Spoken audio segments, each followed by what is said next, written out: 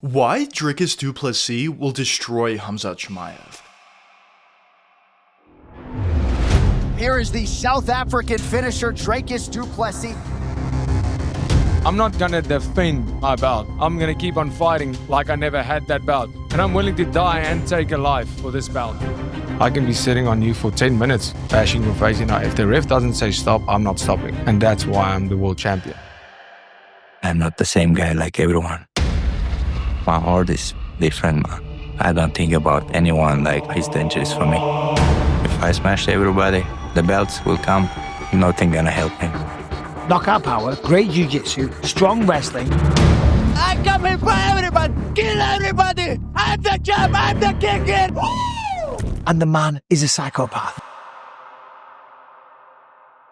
Both Dricus and Khamzat are coming off impressive victories over Sean Strickland and Robert Whittaker respectively. And at this point, all indications point to a super fight between Dricus and Khamzat being next. And although a lot of people think Khamzat is not only going to beat Dricus, but he's going to run through him in the first round, in my opinion, I think the exact opposite. I think Dricus is actually not only going to be able to beat Khamzat, but I think he's going to be able to finish him. But quickly, before we get the video started, for those of you who may not know, I'm JuicyMMA. I make opinionative MMA content, and if you guys enjoy videos similar to this, hit that subscribe button, that like button, and that post notification bell. But anyways, let's get into it.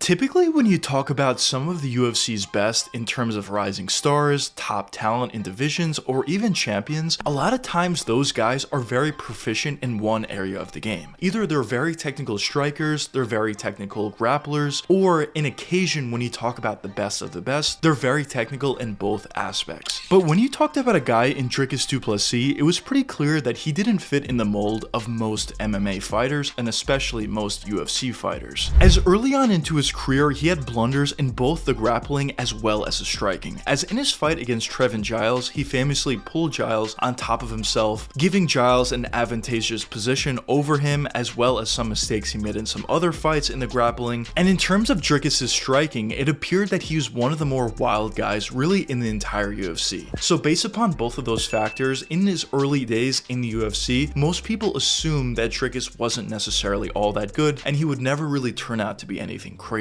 But regardless of all his potential flaws, it didn't matter, as Dricus was not only winning, he was winning in impressive fashion. As in his UFC debut, he found a first round KO finish. In his second fight, he also found a second round KO finish over Trevin Giles. After that, he was able to finish Darren Till via submission, beat Brad Tavares via decision, beat Derek Brunson via KO in the second round, and even though he was able to put all of those impressive wins together, finishing most of his fights, fans still weren't legitimizing who Dricus Du Plessis was, mostly based upon all the things that I mentioned before. He didn't necessarily look technical in either the striking or the grappling. But once Dricus went up against Robert Whittaker, everything changed, as Dricus was able to find a second round KO victory over Robert Whittaker. And going into that fight, everybody was on Whittaker. Whittaker was a big favorite. Essentially every fan and every fighter was picking Robert Whittaker to win, but regardless of all of that, Dricus was able to put together his best performance to date, and he was able to finish one of the legends of the middleweight division.